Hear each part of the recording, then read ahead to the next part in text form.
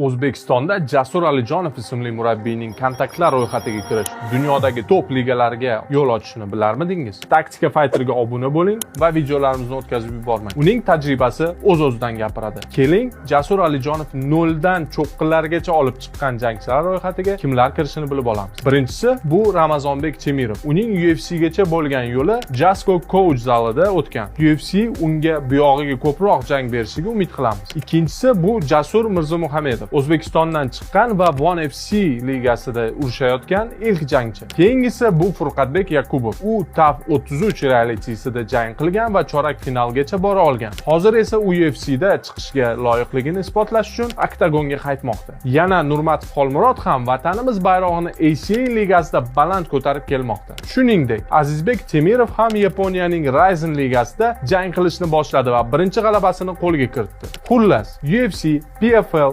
Rizin, ACA kabi top ligalarda o'zini ko'rsatayotgan ko'pgina jangchilar aynan Jasur Alijonov murabbiyligi ostida yetishib chiqmoqda. Murabbiylikdan tashqari, Jasur Alijonov shunchaki promotion emas, balki o'z falsafasiga ega brendni yarata oldi. Mangu bu voqea doimiy jangchilarni yetishtirib chiqarish uchun yaratilgan platforma. Uning asosiy missiyasi bu O'zbekiston gladiatorlarini dunyo darajasidagi jangchilarga qarshi qo'yish. Jasco juda kuchli strateg va murabbiy. Mangu esa sifat filtridir. Sizningcha uning murabbiyligi ostidagi qaysi jangchi yaqin orada UFCda debyut qilishi mumkin? Fikringizni izohlarda yozib qoldiring.